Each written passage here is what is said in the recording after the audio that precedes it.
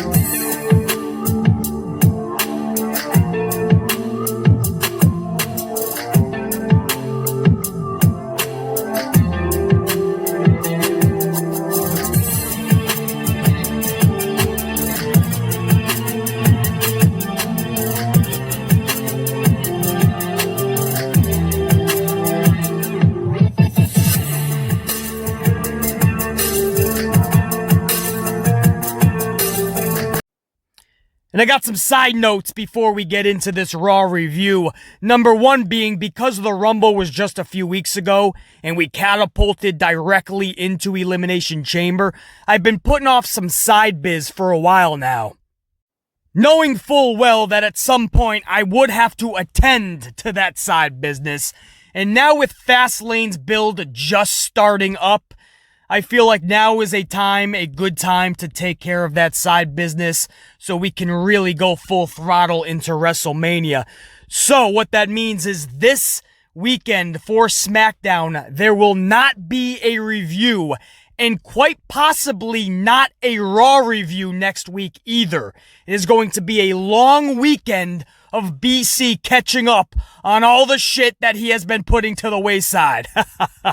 So, much love to all you guys. I thank you for understanding, but I decided to go full throttle for you guys over the last several weeks, and I want to continue to do such going into Mania. So the only way to truly do that for you guys and for me in this channel is to take care of everything this weekend, or at least as much as I possibly can. And that's what I intend to do. So don't be alarmed if there is in fact no SmackDown review and quite possibly no Raw review next week. Don't be alarmed. BC's taking care of a lot of shit.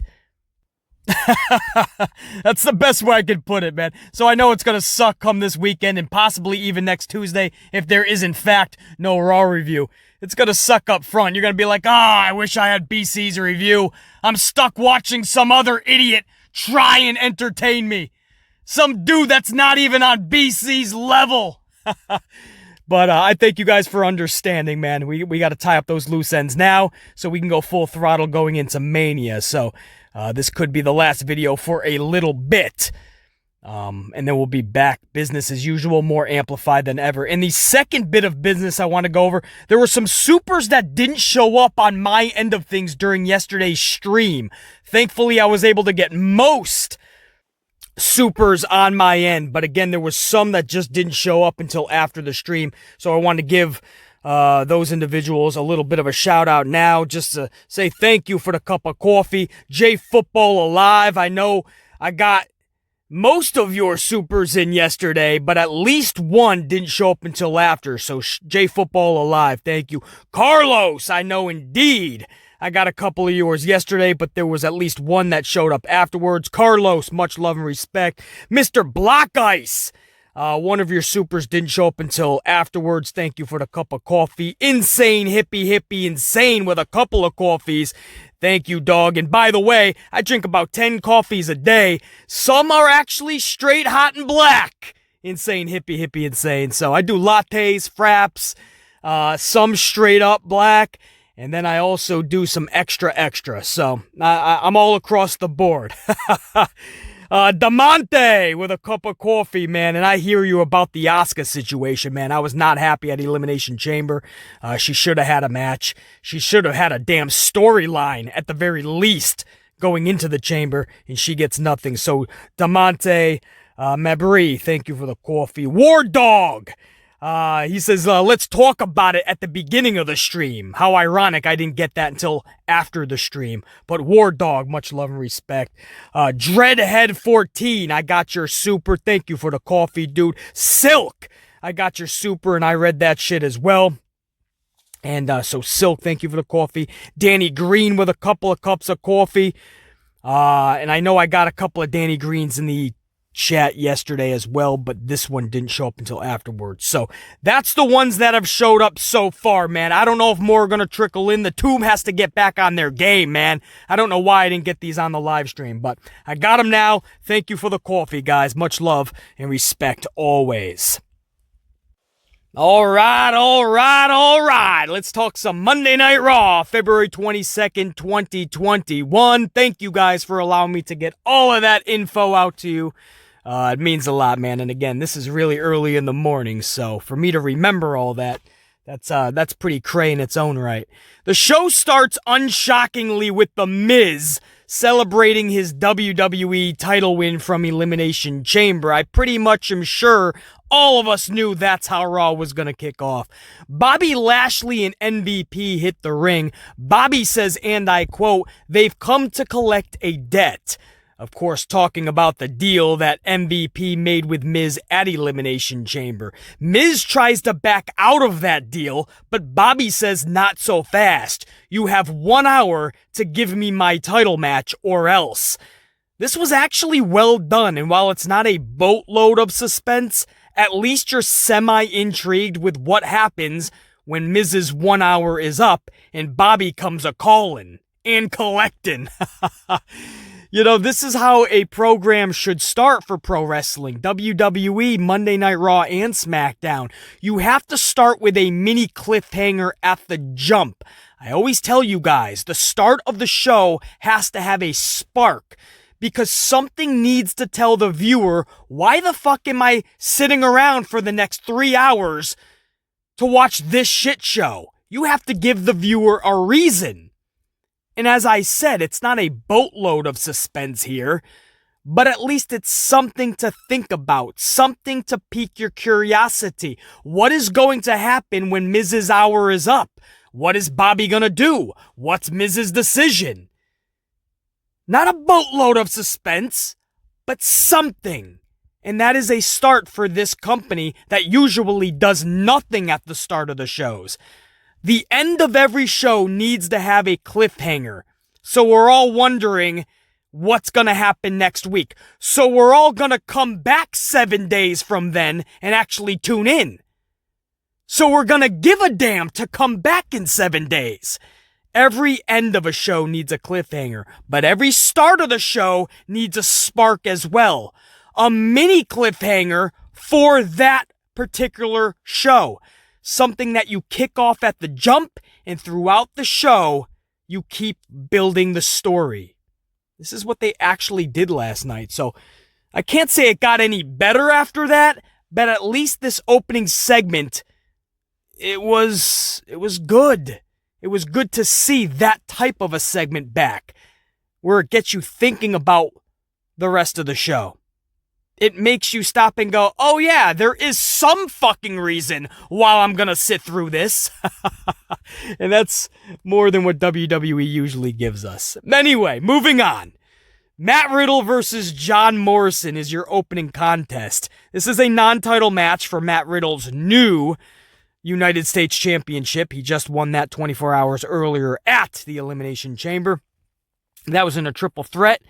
He won that off of Bobby Lashley by pinning John Morrison, and that match was only 8 minutes. That's why, if you guys saw my review on the live stream, the good, the bad, and the ugly for the Chamber, as much as I was happy for Matt Riddle, I was not happy with the way that match was presented. I was not happy with 8 minutes being given to a title match. But I'll let you guys go and check out that good, the bad, and the ugly. I really let WWE have it in that one. I forgot if I put it in the bad or the ugly, but it certainly wasn't good. So there's a spoiler. So for this non-title match, these two together, Matt Riddle and John Morrison, they intrigue me. If given a good story and a 20-minute culminating match, I bet it would be badass. And after their match last night, I would double down on that bet. Because they had no storyline and only 10 minutes last night, and it was pretty fucking good. That's how I know if they had a story in 20 minutes, it would be fucking badass. Matt Riddle defeats Morrison here. That's not a shocker. And that was via Bro Derek. So that's Matt Riddle's first, not title defense, but first match with that championship. And John Morrison's losing streak continues. That's a little bit of a shame. Morrison still has talent. I know he might not be in his prime, many would say, but you watch this guy go in the ring, and you'd be hard-pressed to sell BC that he's not in his prime. This cat can go, dog. And if I say that Edge can still go at his age because he can, you damn well better bet I'm going to call it down the middle and drop more facts. John Morrison can still go. He's just, for some reason, only looked at as a jobber by Vincent Kennedy McMahon. So that kind of sucks.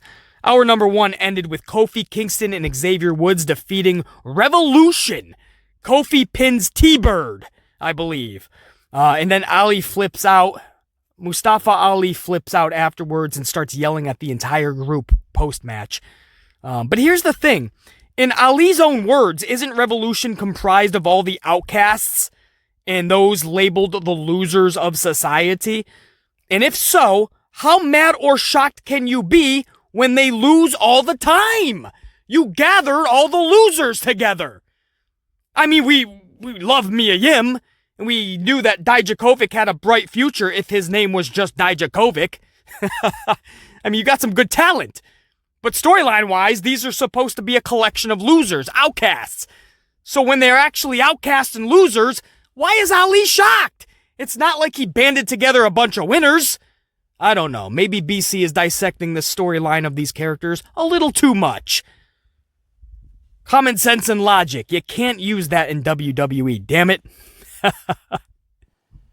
Our number dose starts with Miz's 1 hour deadline set by Bobby Lashley coming to a close.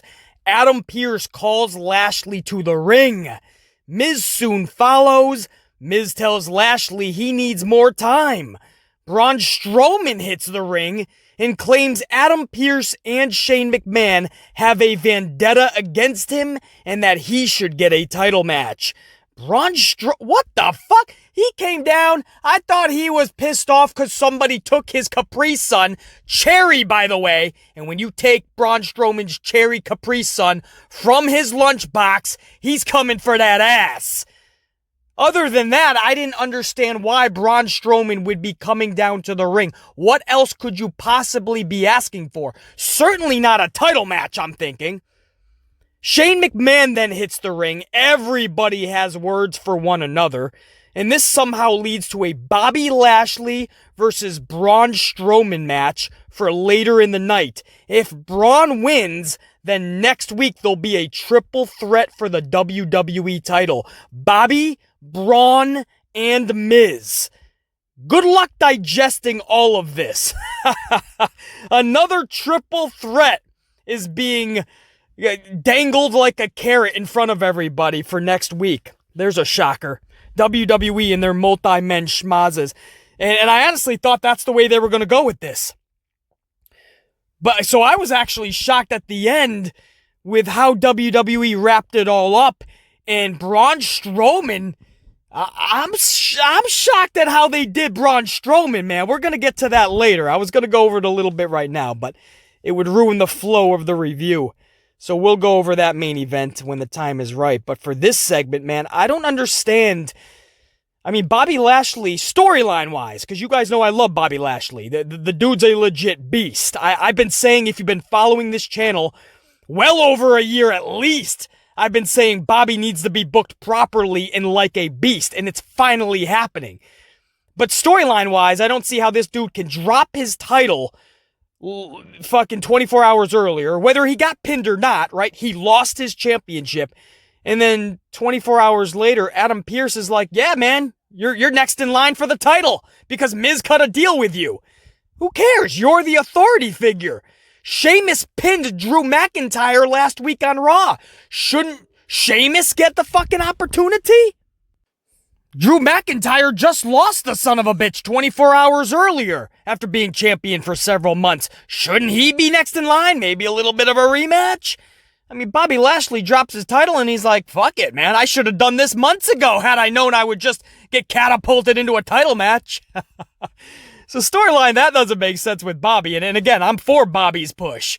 I've been calling for it. This is weird to me. And then Braun Strowman, this is even weirder. This dude gets an opportunity. All he's got to do is win this one match later in the night, and he's going for the title next week. Braun Strowman! What has this guy done in months?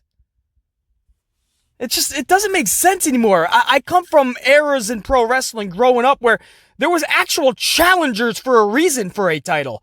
They were built up. They were legit number one contenders. These days, they're plucking people out of the blue, and then people that you would think would be next in line for a championship, nowhere to be found.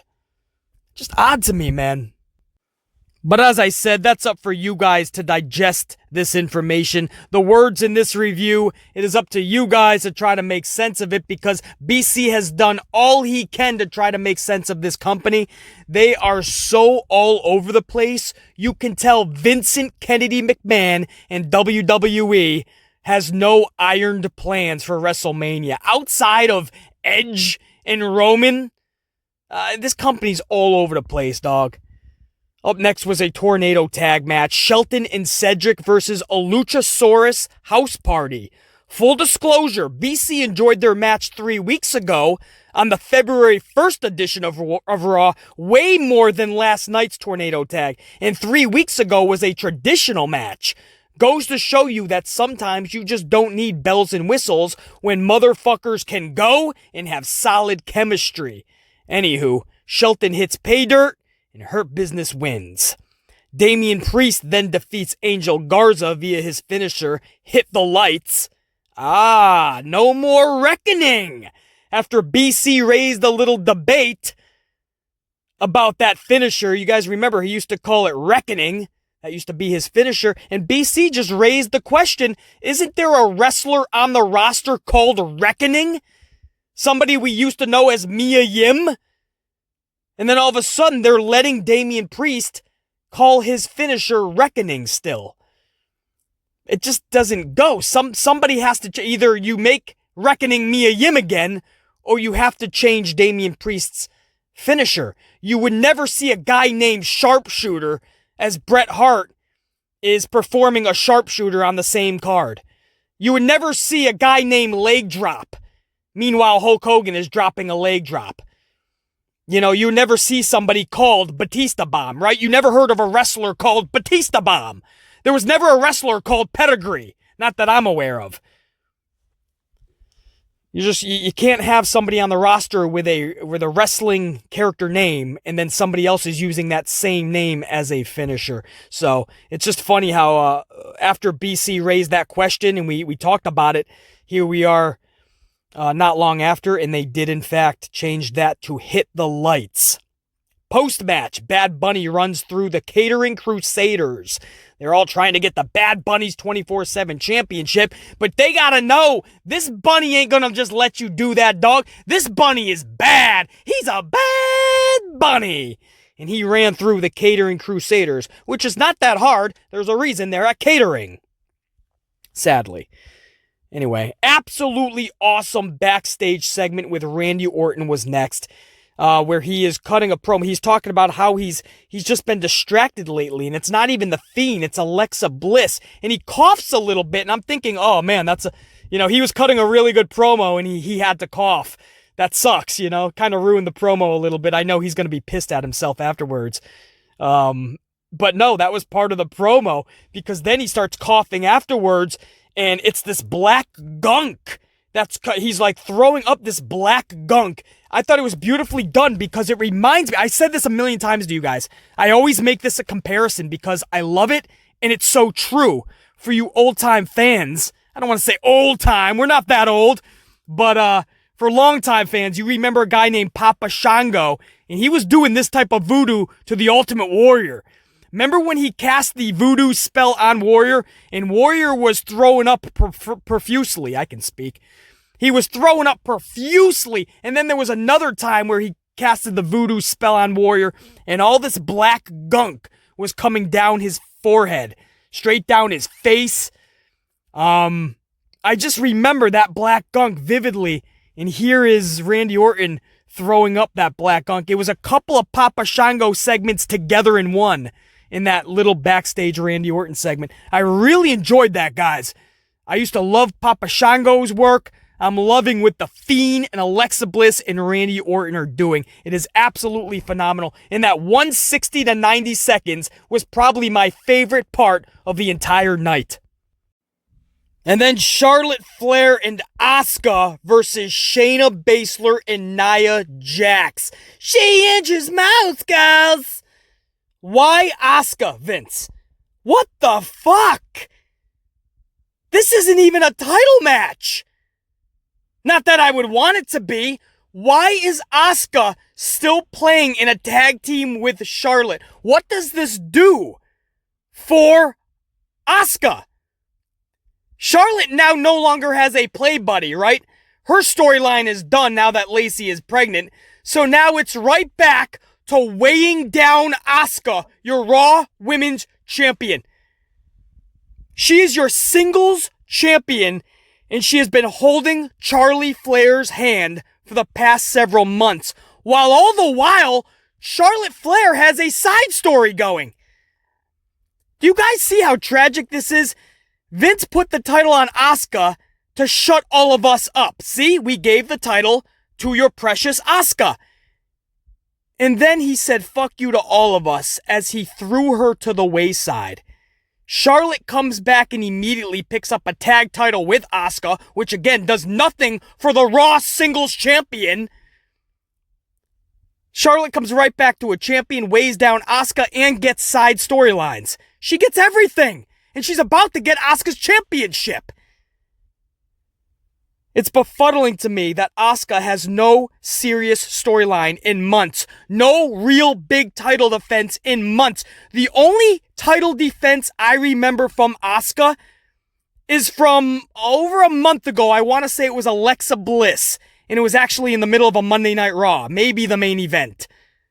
Gee, did they spare them the main event? Did they give them the main event, I should say? Wow, Vince really went to bat for Asuka in that one. That was probably more for Alexa, by the way. More for Alexa and less for Asuka. But that's the only match that I can remember Asuka having of any relevance with that championship. Everything else has been tag team, guys. In fact, the last 6 out of her 9 televised matches have been tag team matches with Charlotte. And she's a Raw champion. I mean, this type of booking is just pathetic, man, with somebody of the skill and talent of Asuka. Charlotte kicks Asuka in this match, inadvertently, and I put that in quotes, and then Nia Jax pins Asuka. That's right, I'll say that again. Nia Jax pinned your Raw Women's Champion last night, 24 hours after Nia Jax pinned the SmackDown Women's Champion, Sasha Banks. Nia pinned your blue brand champion, Sasha Banks, for no reason. It was a nonsensical fucking tag match. And then 24 hours later, she's pinning your Raw Women's Champion in a nonsensical tag match. Nia Jax is picking up all of these victories. Meanwhile, real talent like Sasha Banks and Asuka are getting pinned flat on their back looking up at the lights. But BC, they're the ones with the titles. Yeah, no more than props to shut us up. Because look at the booking they have had since. Sasha has been in a feud, and I use that term lightly and in quotes, with Carmella for months.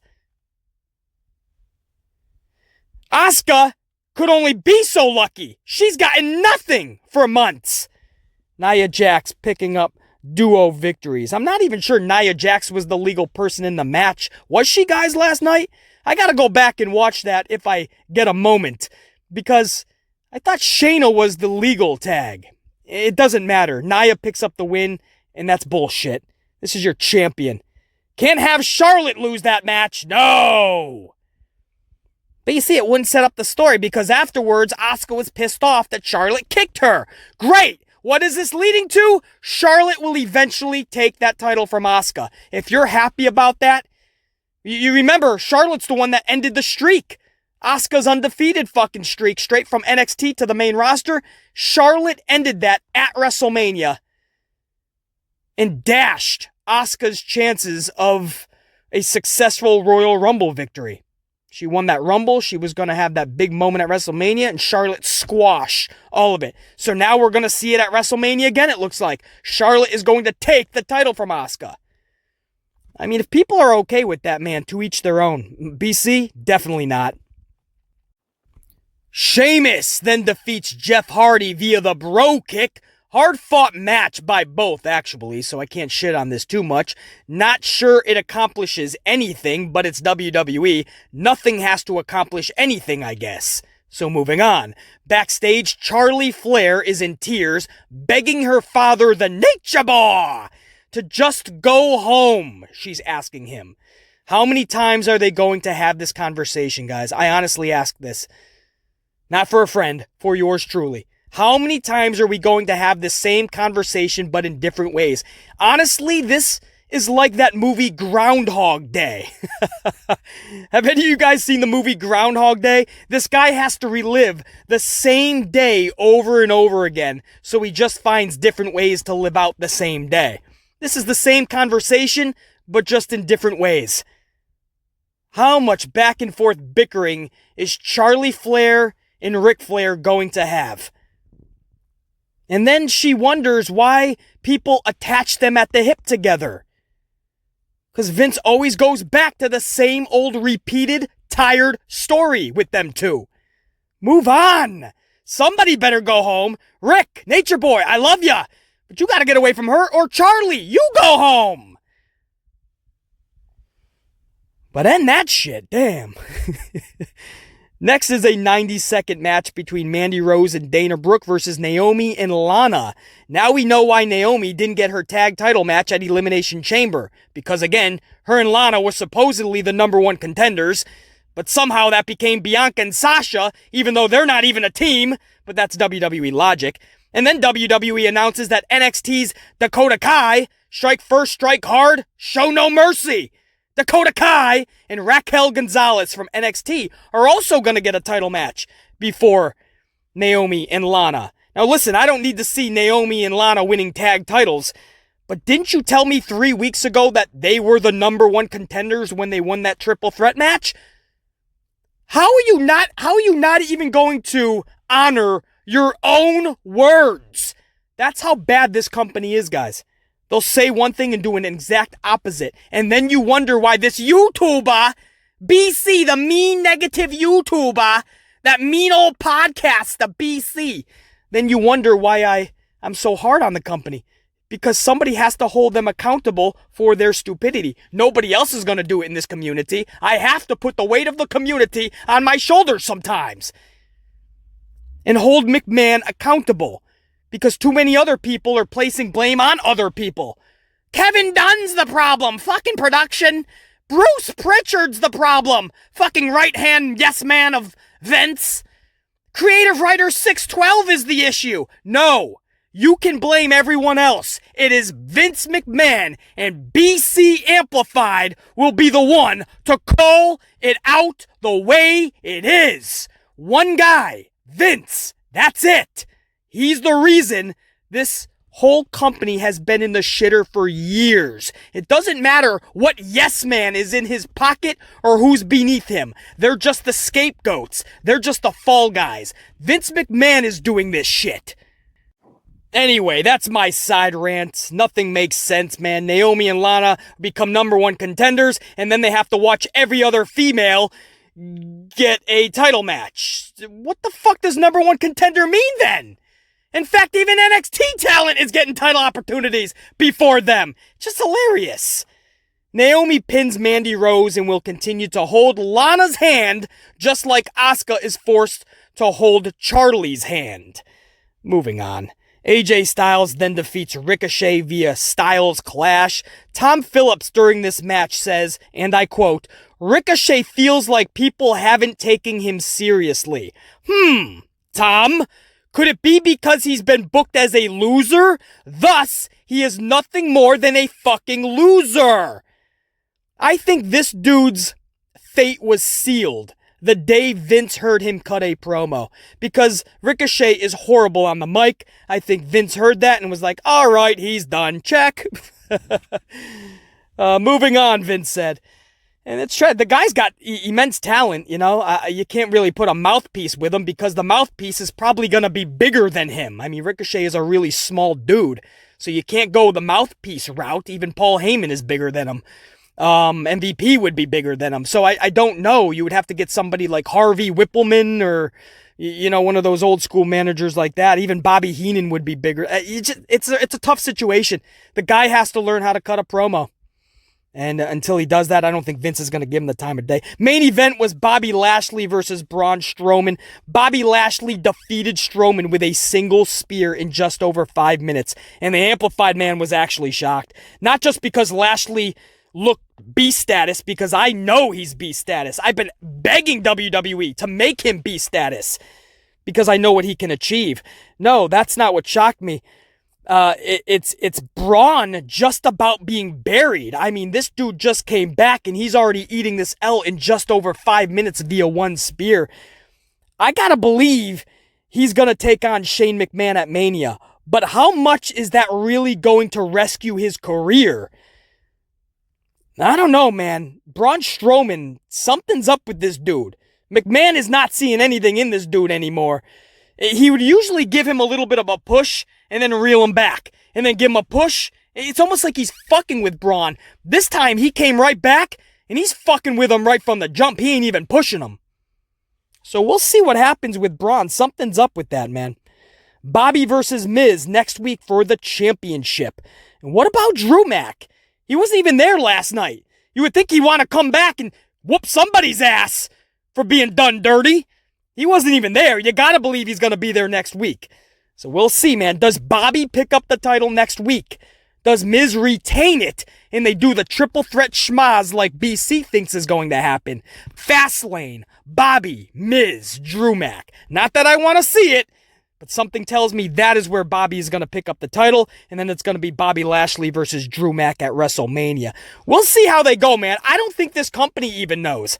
I think this company is day by day with this shit, dude. They're happy as a pig in shit that they even have Edge and Roman stenciled in for. It's in crayons right now. Nicholas's notebook that he borrowed from Braun Strowman.